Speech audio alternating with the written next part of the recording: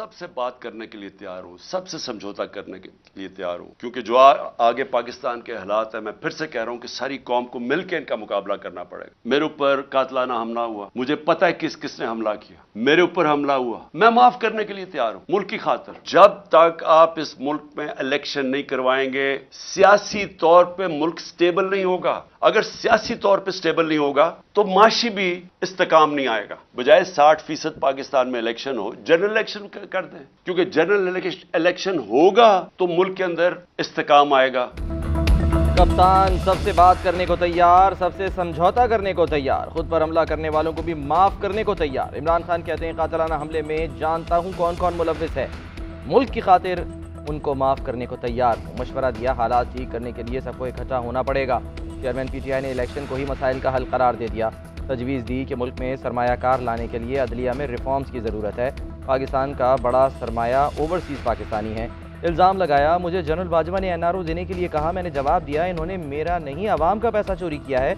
मैं कौन होता हूँ अवाम के पैसे पर एनआरओ देने वाला। साबिक़ वज़ीर आज़म का इंतखाबी जलसों का भी ऐलान, बोले आइंदा हफ्ते पहला जलसा होगा।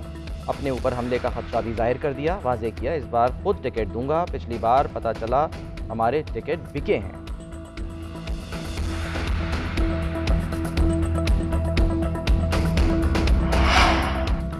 रो, चीखो या पीटो, तुमसे कोई समझौता करने को तैयार नहीं। समझौता नहीं, एनआरओ चाहिए, फॉरेन एजेंट घड़ी चोर को। तुम आर्मी चीफ से क्यों मिलना चाहते हो? मरियम और इग्ज़ैब का इमरान खान का बयान पर रद्द-ए-अमल। वफाकी वज़ीर इत्तलात बोली, जिन्होंने रजीम चेंज की, इंपॉर्टेंट हुकूमत बनाई, तुम पर हमला कराया, सबसे समझौता करने को तैयार हो?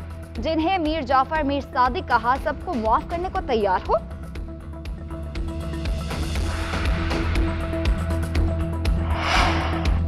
इमरानदारी का ट्रक ड्राइवर समेत पकड़ा जा चुका। इल्ज़ाम लगाने वाले आज मुंह छुपाते फिरते हैं। नून लीग की शनाख्त और जमात को मिटाने वाले खुद मिट गए।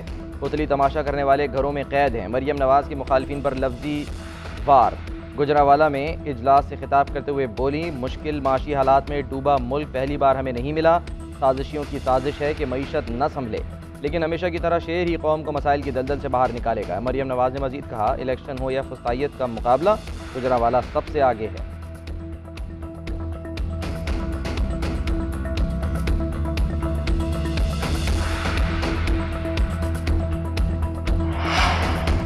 लेफ्टिनेंट जनरल रिटायर्ड नज़ीर अहमद चेयरमैन नैब तैनात, वज़ीर आज़म ने मंजूरी दे दी। नोटिफिकेशन जारी। चेयरमैन नैब की तैनाती वज़ीर आज़म और अपोजिशन लीडर के इत्तफाक राय से की गई।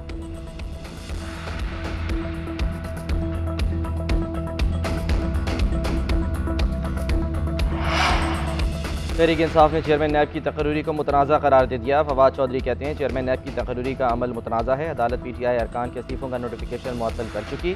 तहरीक इंसाफ शाह महमूद कुरैशी को कायदे हिज़्ब इख्तिलाफ नामजद कर चुकी है। नए चेयरमैन नैब की तकर्री में हुकूमत और अपोजिशन की मुशावरत का अमल कानूनी एतबार से नहीं हुआ।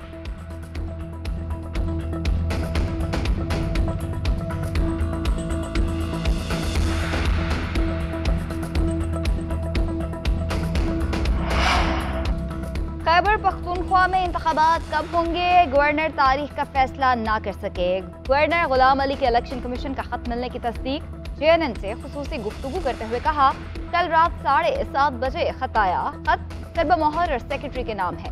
मैं खत खोलने का मिजाज नहीं, सेक्रेटरी छुट्टी पर है, खुद आकर खोलेगा।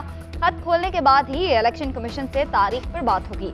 इलेक्शन कराना इलेक्शन कमीशन का काम है, मुजव्विज़ा तारीख वो देंगे। ख्वाहिश थी कि सदर मुमलिकत, मैं और इलेक्शन कमीशन मिलकर मुतफ़िक़ा तारीख दें। मुतफ़िक़ा तारीख के लिए कल सदर से राब्ता भी किया था। ऐलान से कबल सदर मुझे बुला लेते तो मुस्बत पैगाम जाता। सदर आरिफ अलवी पंजाब में 30 अप्रैल को इंतखाबात की तारीख दे चुके।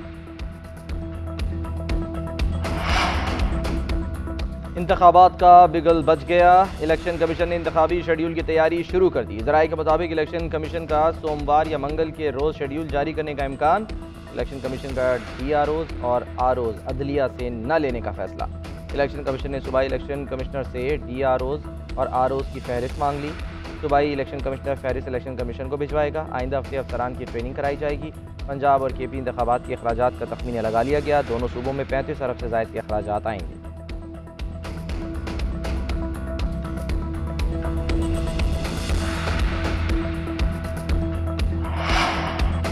पूरा पुराने आर्मी चीफ का कोर्ट मार्शल, चाहता हूं नए आर्मी चीफ से मुलाकात चाहता हूं, मेरी 2 नंबरी देख क्या चाहता हूं। ख्वाजा आसिफ का इमरान खान का नाम लिए बगैर उन पर शायराना तंज। वजीर दिफा कहते हैं ये बार बार एस्टैब्लिशमेंट को कह रहे हैं वो सियासी तौर पर यतीम हो चुके, उन्हें गोद ले लो। तहरीक इंसाफ की जेल भरो तहरीक पर तबसरा करते हुए कहा इमरान खान बुज़दिल आदमी है, जेल जाने से डरता है, खुद जमान पार्क में बैठा हुआ है, वर्कर्स को कहता है जेलें भरो।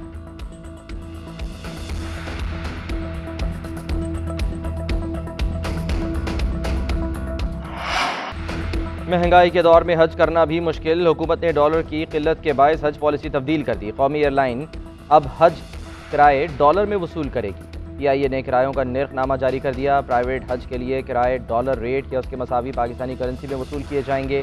सरकारी हज के लिए किरायों का ऐलान वजारत मजहबी उमूर करेगी। सरकारी हज स्कीम के तहत 50% कोटा डॉलर जमा करवाने वालों के लिए मुख्तस करने का फैसला। हज पॉलिसी अगले हफ्ते वफाकी काबीना को भेजी जाएगी।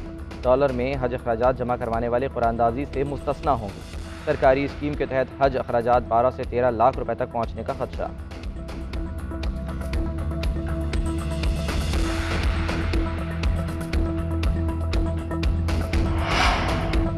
PTI रहनुमाओं के खिलाफ शिकंजा कस लिया गया। शहजाद अकबर भी नैब के रडार पर तहकीकात शुरू। नैब ने 6 मार्च तक असासे और जायदादों का रिकॉर्ड तलब कर लिया।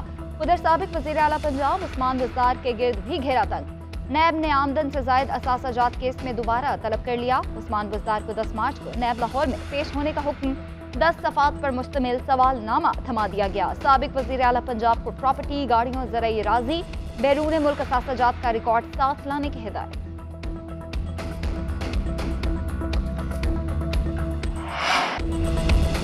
पाकिस्तान सुपर लीग का एक और सुपर मुकाबला। कलंदर्स ने सुल्तान्स को 21 रन से बासानी शिकस्त दे दी। मुल्तान की टीम 181 रन के हदफ में 7 विकेटों के नुकसान पर 159 रन बना सकी। लाहौर के राशिद खान ने 3 खिलाड़ियों को आउट किया। कलंदर्स ने प्ले ऑफ मरहले के लिए क्वालिफाई कर लिया।